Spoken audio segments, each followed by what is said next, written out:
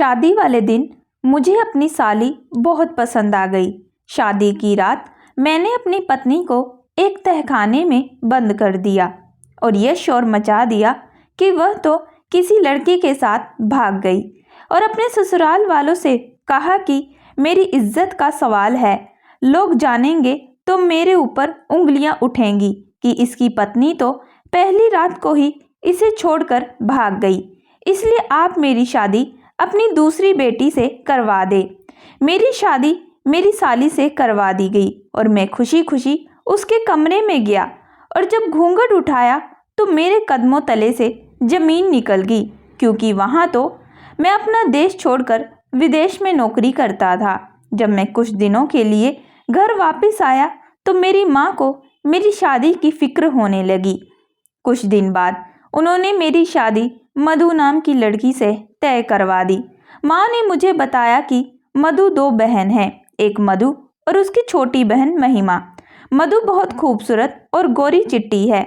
मेरी माँ अपनी बहू की तारीफ बहुत कर रही थी, पर सच्चाई क्या है यह तो उसे देखने के बाद ही पता लगने वाली थी। मेरी शादी बहुत जल्दबाजी में हो रही थी, इसलिए मुझे लड़की देखने का मौका नहीं मिला। मैं जब विदेश में था तभी मेरे घर वालों ने मेरे लिए लड़की देख लिया था। मुझे अपने माँ और पापा पर पूरा विश्वास था कि ये मेरे लिए अच्छी लड़की का चयन करेंगे।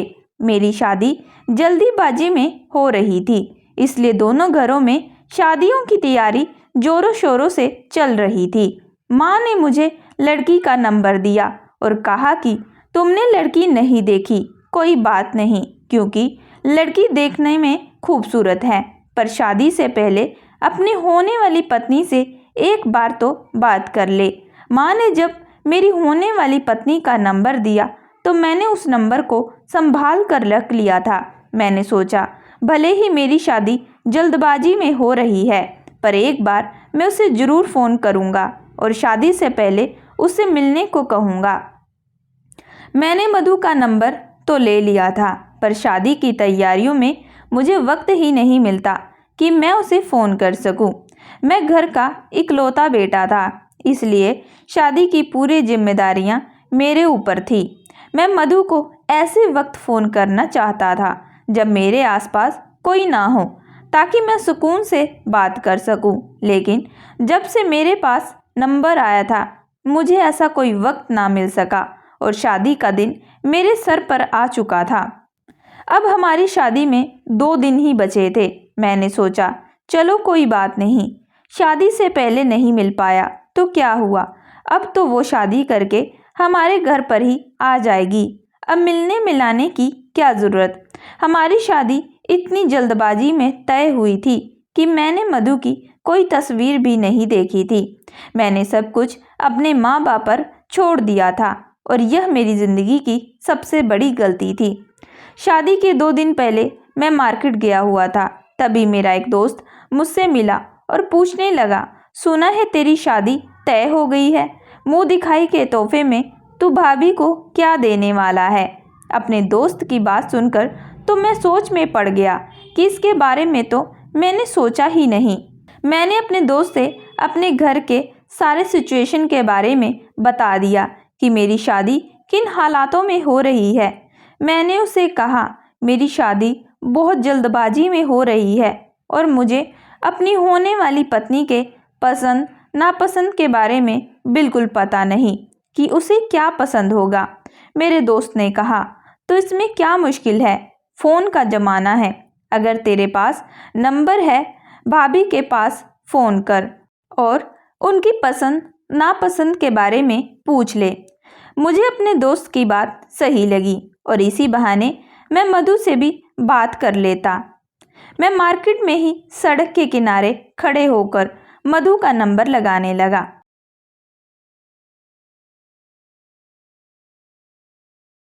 मेरा दिल जोरों से धड़क रहा था कि ना जाने कौन फ़ोन उठाएगा, मधु या फिर उसकी छोटी बहन महिमा। मेरे फ़ोन मिलाते ही मुझे कुछ दूर पर मोबाइल की घंटी बजने की आवाज़ सुनाई दी। मैंने पीछे पलट कर देखा तो कुछ ही दूर पर 2 लड़कियां एक बड़े से पार्लर के सामने खड़ी बातें कर रही थी। उनमें से एक लड़की के हाथ में मोबाइल गुनगुना रहा था। उसने फ़ोन रिसीव कर लिया और जैसे ही हेलो कहा, मैं हैरान रह गया। उसके हेलो की आवाज़ मेरे फ़ोन में से साफ सुनाई दे रही थी। उन्हें देखते ही मैं कुछ दूर पीछे हट गया और बात करने की कोशिश करने लगा। मैं बड़े गौर से उन दोनों लड़कियों को देख रहा था। उन दोनों ने मेरी तरफ नहीं देखा और जिस लड़की ने फ़ोन उठाया था वो बहुत ही खूबसूरत थी। पहली ही नज़र में मेरा दिल उस पर आशिक हो गया था। उसे देखते ही मैं भगवान से दुआ करने लगा कि यह लड़की मधु हो। उस लड़की ने फ़ोन उठाते ही पूछा कि कौन? तो मैंने बता दिया कि मैं नवीन बात कर रहा हूँ। मेरे मुंह से मेरा नाम सुनते ही वो लड़की कुछ लम्हों के लिए खामोश हो गई। फिर उसने कहा कि मैं महिमा बात कर रही हूँ। महिमा नाम सुनते ही मेरा दिल टूटकर चकनाचूर हो गया। उसने अपनी साथ वाली लड़की से कुछ इशारों में बात की थी। वो शायद मधु थी। मैंने गहरी नज़र मधु पर डाली तो मुझे अपना दिल डूबता हुआ महसूस हुआ, क्योंकि महिमा के आगे तो वो एकदम बदसूरत थी। उन दोनों ने आपस में इशारे में क्या बात की मुझे नहीं पता। फिर महिमा ने मुझसे कहा, मधु आपसे बाद में बात करेगी क्योंकि हम कहीं आए हुए हैं। अगर आपको कोई ज़रूरी बात करनी है तो मुझे बता दीजिए। मधु को देखकर मेरा दिल तो टूट गया था कि मैंने बिना कुछ कहे ही फ़ोन बंद कर दिया और खामोशी से वहाँ से निकल गया। कुछ ही देर में मेरा फ़ोन दोबारा बजने लगा और मैंने देखा उसी नंबर से फ़ोन था। लेकिन मधु को देखने के बाद मेरा किसी से भी बात करने का दिल नहीं कर रहा था। मैं बुझे दिल से अपना फ़ोन स्विच ऑफ कर दिया। मैं मुंह दिखाई के लिए कोई तोहफा नहीं खरीदा। मुझे समझ में नहीं आ रहा था कि माँ ने आखिर क्या देखकर मधु को पसंद किया है, जबकि जितनी खूबियाँ उन्होंने मुझे गिनवाई थी सब के सब तो मुझे महिमा में नज़र आ रही थी। घर आकर मैं खामोशी से बैठ गया। मैं ना तो किसी से बात कर रहा था और ना ही कोई काम। शादी में सिर्फ 2 दिन बचे थे। मेरी खामोशी देखकर मेरी माँ ने मुझसे पूछा, क्या हुआ बेटा, तुम ऐसे क्यों हो? मैं अपनी माँ के आंचल में अपना सिर झुकाकर फूट फूट कर रोने लगा। माँ ने कहा, क्या हुआ बेटा, तुम रो क्यों रहे हो? कुछ बताओगे कि आखिर बात क्या हुई है?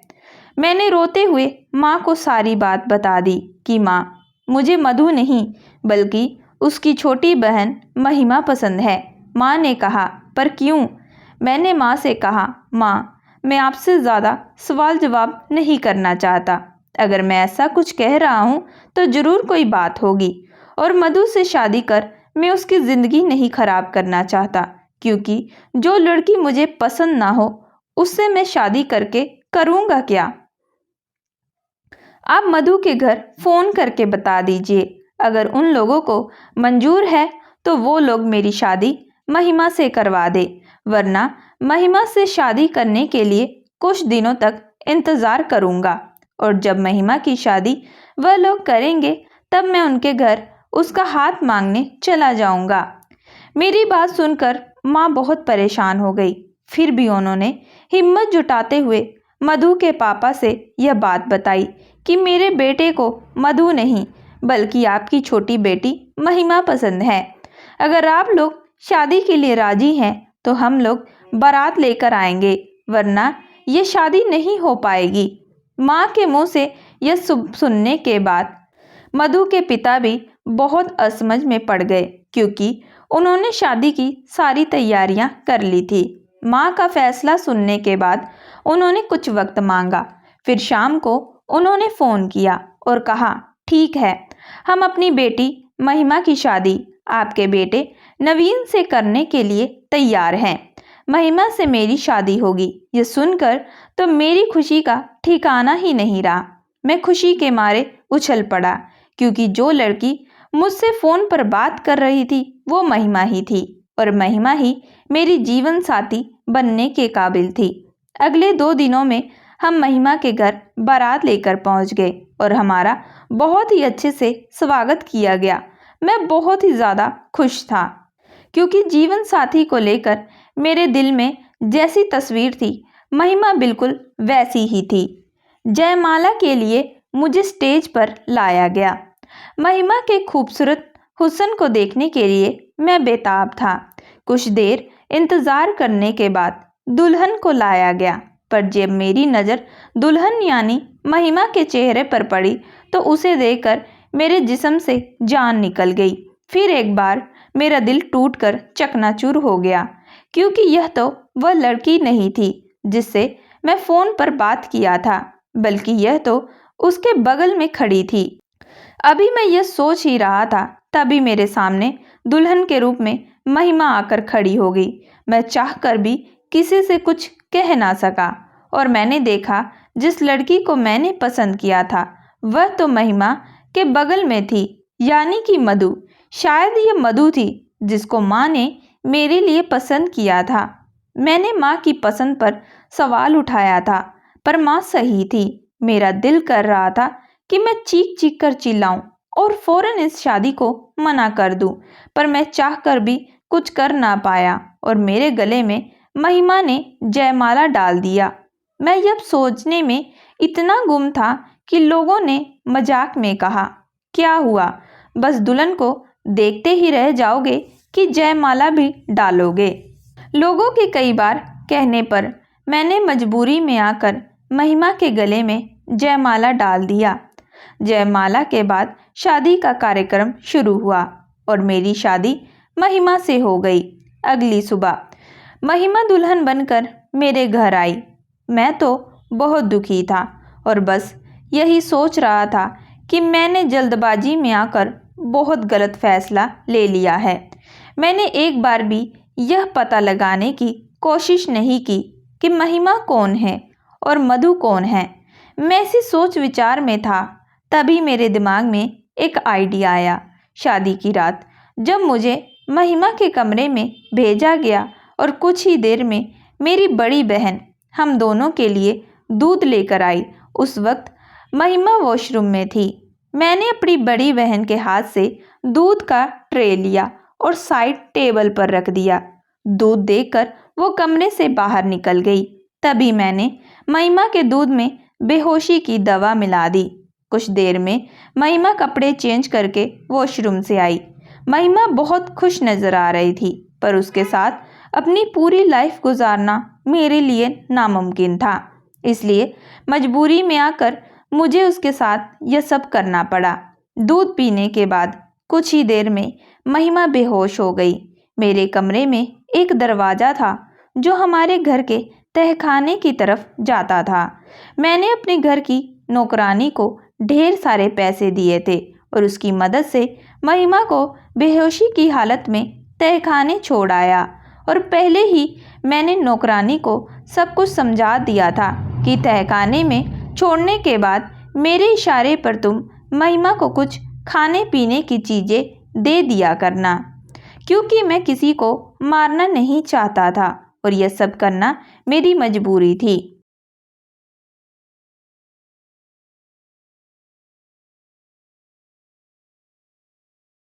मैंने अपनी गिलास वाला दूध नहीं पिया था। एक गिलास में दूध भरा था और एक गिलास खाली था, ताकि लोगों को लगे कि खाली गिलास का दूध मैंने पिया है। नौकरानी के जाते ही मैं शोर मचाने लगा। तभी मेरी बड़ी बहन और मेरी माँ मेरे कमरे में आई और पूछने लगी, क्या हुआ। मैंने उन्हें बताया कि माँ, जब मैं कमरे में आया तो कमरे में कोई नहीं था। मुझे लगा कि महिमा वॉशरूम गई होगी, इसलिए जब कमरे में दीदी दूध लेकर आई थी तो महिमा का इंतज़ार करते करते मैंने अपना गिलास का दूध पी लिया। पर काफ़ी इंतज़ार करने के बाद जब वह नहीं आई तो मैंने बाथरूम चेक किया, पर बाथरूम में कोई नहीं था। फिर मैंने आप लोगों को बुलाया। माँ, मुझे लगता है कि महिमा मुझसे शादी करना नहीं चाहती थी, पर अपने घर वालों के दबाव में आकर उसने मुझसे शादी कर ली। मजबूरी में आकर उसने शादी तो कर लिया था, पर शायद वह अपनी नई जिंदगी की शुरुआत अपने आशिक के साथ करना चाहती थी और इसलिए वह यहाँ से भाग गई। तहखाना छोड़कर महिमा को हर जगह ढूंढा गया, पर महिमा नहीं मिली। रात तो किसी तरह कट गई, पर अगली सुबह मेरी माँ ने ना चाहते हुए भी महिमा के घर वालों को यह बात बताई, पर महिमा के घर वाले यह बात मानने को तैयार ही नहीं थे कि उनकी बेटी ऐसा कुछ भी कर सकती है। पर अब तो जो होना था सो हो गया। माँ ने महिमा के पापा को समझाया कि जरूरी नहीं कि आप अपनी बच्चियों के मन की हर बात समझ सके। शायद वह किसी से प्यार करती हो और जल्दबाजी में उसका रिश्ता हुआ है, इसलिए वो किसी को कुछ कह ना सकी। और हमारे घर आने से पहले ही वह जिससे प्यार करती हो, यह सारा प्लान उन दोनों ने मिलकर बना लिया हो। मजबूरी में आकर महिमा के पिता को ना चाहते हुए भी हमारी बातों पर यकीन करना पड़ा। हमारी शादी के 2 दिन बाद हमारा रिसेप्शन था, इसलिए मैंने माँ से कहा, माँ, अपने दोस्तों से क्या मुंह दिखाऊंगा कि शादी की पहली रात को ही मेरी पत्नी मुझे छोड़कर भाग गई। मेरे दोस्त और हमारे सारे रिश्तेदार हमारा मजाक बनाएंगे, इसलिए महिमा के पापा से कहो कि वह अपनी बड़ी बेटी यानी मधु से मेरी शादी करवा दे। आखिर पहले तो मेरी शादी उसी से होने वाली थी, ताकि लोगों को कुछ पता ना चले और हमारी बनी बनाई इज्जत पर कोई आँच ना आए। माँ को भी मेरी यह बात सही लगी, क्योंकि यह हमारे घर की इज्जत का सवाल था। इसलिए उन्होंने बहुत सोच समझकर यह बात मधु के पापा से कही। हमारे घर में पैसे रुपए की कोई कमी नहीं थी और मैं भी फौरन से अच्छा खासा कमाता था, इसलिए वो लोग इस रिश्ते के लिए तैयार हो गए, क्योंकि पहले तो मेरी शादी मधु से होने वाली थी और उनकी भी इज्जत का सवाल था। मेरी और मधु की शादी सादगी से करवा दी गई। मधु से शादी करने के बाद मेरी खुशी का कोई ठिकाना ही नहीं रहा। मैं बहुत खुश था, क्योंकि जैसा मैंने सोचा था सब कुछ वैसा हो रहा था। मैंने सोचा था कि मधु से शादी करने के बाद मैं महिमा को चुपके से आज़ाद कर दूंगा। जब वह सारी सच्चाई सबको बताएगी तो मैं यही कहता रहूंगा कि वह जिस आशिक के साथ भागी थी उसने महिमा को छोड़ दिया और खुद को बेगुनाह साबित करने के लिए वो मुझे मुजरिम बना रही है। मधु से शादी करने के बाद मैं बहुत खुश था और मैं खुशी खुशी मधु के कमरे में गया। आज मेरा दिल खुशी के मारे झूम उठा था, क्योंकि मैंने जैसा चाहा बड़ी मुश्किल से वैसा पा लिया था।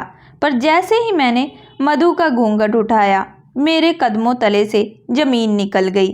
अपनी दुल्हन को देखकर फिर एक बार मेरे जिस्म से जान निकल गई, क्योंकि यह मधु नहीं महिमा थी, जिसे मैंने तहखाने में छोड़ा था।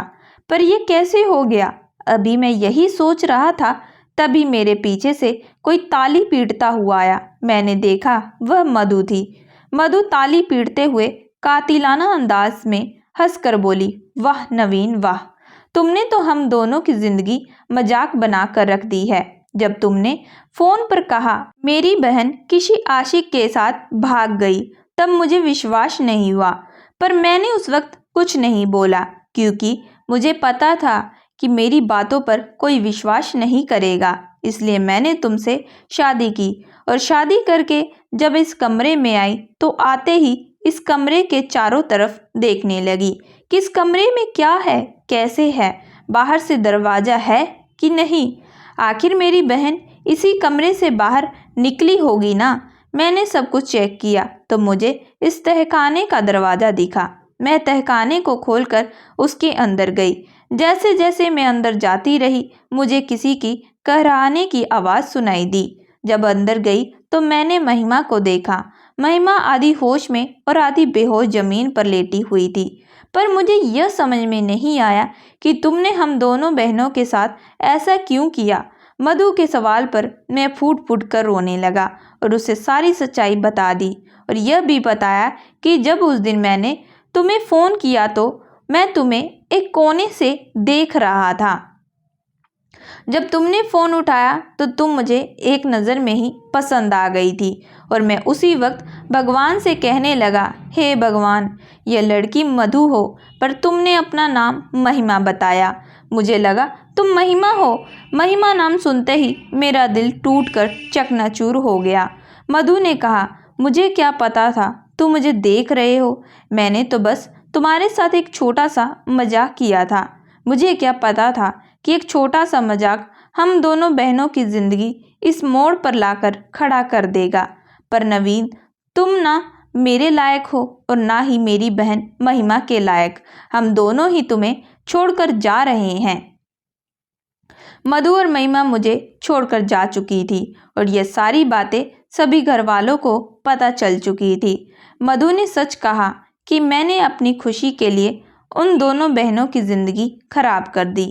एक छोटी सी गलतफहमी ने मधु, महिमा और नवीन तीनों की जिंदगी इस मोड़ पर लाकर खड़ा कर दी। दोस्तों, कहते हैं ना, कुछ भी करने से पहले उसके बारे में पूरा पता कर ले, क्या सही है और क्या गलत, क्योंकि जो मधु, महिमा और नवीन के साथ हुआ वो किसी के साथ ना हो। दोस्तों, मैं आशा करती हूँ कि आप लोगों को ये कहानी पसंद आई होगी। अगर आप लोगों को ये कहानी पसंद आई है सो प्लीज़ हमारे चैनल को लाइक एंड सब्सक्राइब जरूर करिएगा एंड बेल आइकन का बटन जरूर दबाइएगा।